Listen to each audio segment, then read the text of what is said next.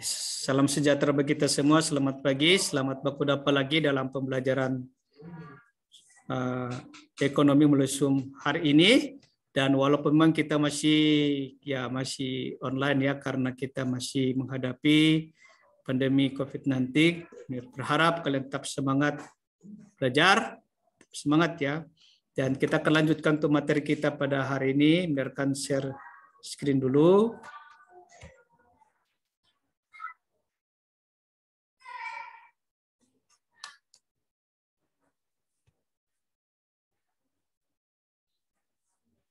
Oke, sabar ya. Kita di bab 2. Masalah ekonomi dalam sistem ekonomi. Ya, ini ada beberapa pertemuan ya untuk materi ini. Ada beberapa pertemuan yang akan kita jalani. Dan pada pertemuan hari ini kita akan bahas tentang permasalahan pokok ekonomi. Jadi pertemuan hari ini akan bahas tentang permasalahan pokok ekonomi. Permasalahan pokok ekonomi ya. Jadi berdasarkan teorinya, masalah-masalah dalam ekonomi dibagi menjadi dua. Jadi yang pertama masalah pokok ekonomi klasik dan masalah pokok ekonomi modern. Jadi masalah pokok ekonomi klasik dan masalah pokok ekonomi modern. Yang pertama kita bahas dulu masalah pokok ekonomi klasik. Nah, menurut teori ekonomi klasik, masalah pokok ekonomi dapat digolongkan 3 permasalahan utama. Jadi ada 3 permasalahan utama menurut ekonomi klasik. Oke, pertama masalah produksi. Nah, agar dapat memenuhi kebutuhan manusia, maka barang dan jasa harus tersedia. Demi memenuhi hal ini, produsen harus mengetahui barang dan jasa apa saja yang dibutuhkan oleh masyarakat. Produksi. Jadi kalau produksi itu adalah kegiatan yang menambah nilai guna suatu barang. Oke, baru yang kedua, masalah yang kedua menurut ekonomi klasik, menurut teori klasik, yaitu masalah distribusi. Nah, masalah lain adalah bagaimana produk bisa terdistribusi secara baik hingga sampai ke tangan konsumen. Nah, ketika telah menghasilkan hasil produksi, jadi masalah kedua bagaimana hasil produksi itu bisa sampai kepada konsumen dan konsumen akan menikmati hal tersebut. Nah, sistem distribusi klasik adalah melalui transaksi langsung atau produsen dengan konsumen yang dilakukan di pasar. Ternyata, jadi dilakukan secara langsung itu menurut ekonomi klasik. Jadi harus dipikirkan bagaimana sampai, jangan sampai produk yang telah dihasilkan itu sampai di tangan masyarakat ternyata sudah rusak. Jadi harus dipikirkan baik-baik ketika produk telah dibuat sampai di konsumen itu tetap masih utuh dan bisa dinikmati oleh konsumen. Baru yang C, masalah yang itu konsumsi. Setelah barang dan jasa sampai di tangan konsumen, permasalahan selanjutnya adalah apakah barang tersebut akan dikonsumsi atau malah terbuang sia-sia karena barang yang tidak tepat, tidak dibutuhkan, tidak diingininya, dan harganya tidak terjangkau. Jadi masalah selanjutnya adalah bagaimana hasil produksi yang telah dihasilkan itu, apakah barang tersebut itu ketika sampai di tangan konsumen itu, apakah mereka akan buang karena barang yang tidak tepat, tidak dibutuhkan atau tidak diinginkan, atau bisa saja harganya terlalu mahal sehingga konsumen itu tidak bisa membeli, tidak bisa menjangkau karena harganya terlalu mahal. Nah, ini juga menjadi permasalahan lain yang harus bisa dijawab oleh produsen selaku pembuat produk.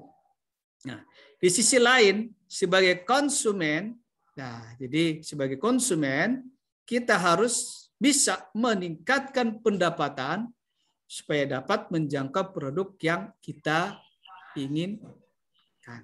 Jadi kita orang mendapat produk ini, aduh harganya sekian, jadi kita bagaimana cara kita meningkatkan pendapatan. Jadi konsumen juga berusaha meningkatkan pendapatan supaya dia bisa membeli atau mendapatkan barang-barang yang dia inginkan. Nah, sekarang kita lanjut di yang kedua, masalah pokok ekonomi modern. Yang kedua, masalah pokok ekonomi modern. Ada 3 masalah utama dalam ekonomi modern dan adapun masalah-masalah tersebut sebagai berikut. A atau 1, barang dan jasa apa yang diproduksi dan seberapa banyak. Jadi what, berapa yang akan diproduksi. Nah, masalah pokok pertama yang penting dalam ekonomi adalah bagaimana produsen dapat menentukan barang dan jasa apa yang akan diproduksinya. Jadi harus berpikir barang apa yang akan diproduksi. Apakah akan memproduksi bahan makanan? Dipikirkan, kita akan produksi bahan makanan ataukah obat-obatan, oke? Atau memproduksi senjata, apalagi mesin-mesin industri. Saya akan produksi peralatan elektronik atau mainan anak-anak dan lain-lain. Jadi produsen harus berpikir barang apa yang akan diproduksi. Ini harus diperhatikan oleh produsen ketika akan memproduksi barang dan jasa, sehingga hasil ini bisa bermanfaat bagi konsumen. Nah, selain itu, banyaknya jumlah produk juga harus diperhitungkan. Diperhitungkan. Kenapa kita harus memperhitungkan jumlah produk itu? Ya, nah, kalau kita salah memprediksikan jumlah yang akan diproduksi, tentunya akan mengalami yang namanya kerugian bagi produsen. Nah, ini tentu karena kalau produsen salah dalam hal perhitungan, produsen akan mengalami yang namanya kerugian. Bahkan bisa bangkrut karena barangnya yang dihasilkan itu ternyata sia-sia.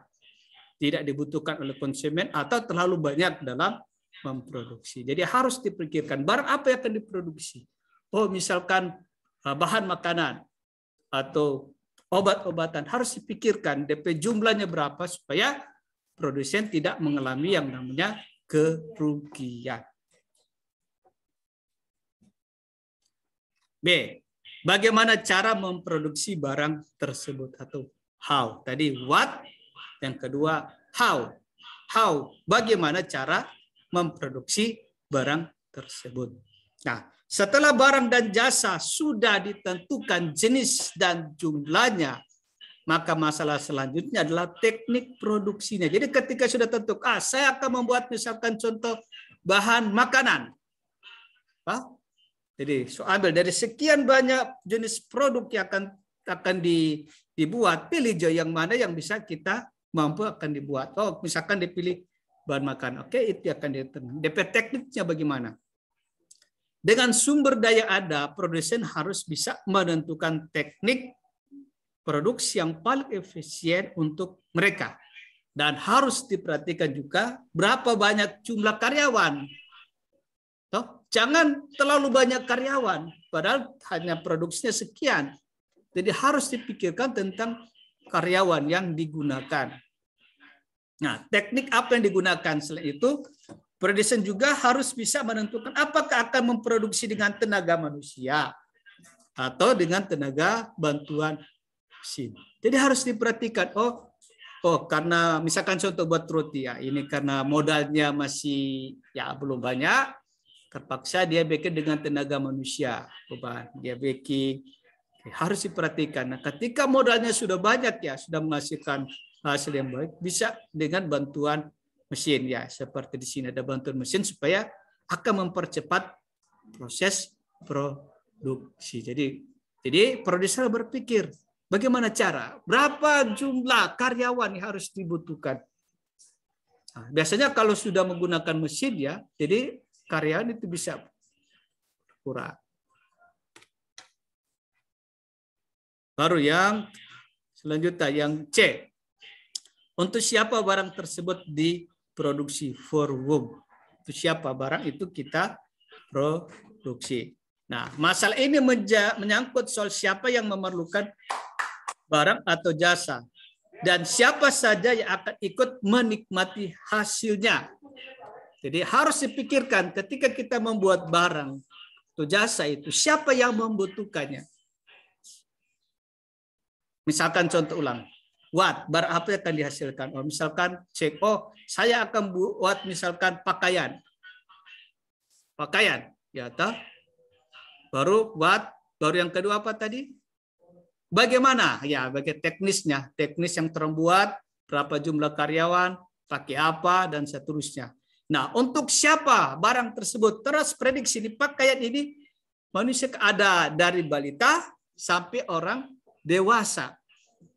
Ada laki-laki dan ada perempuan. Jadi pilih, mana yang akan kita produksi? Baju wanita atau baju pria?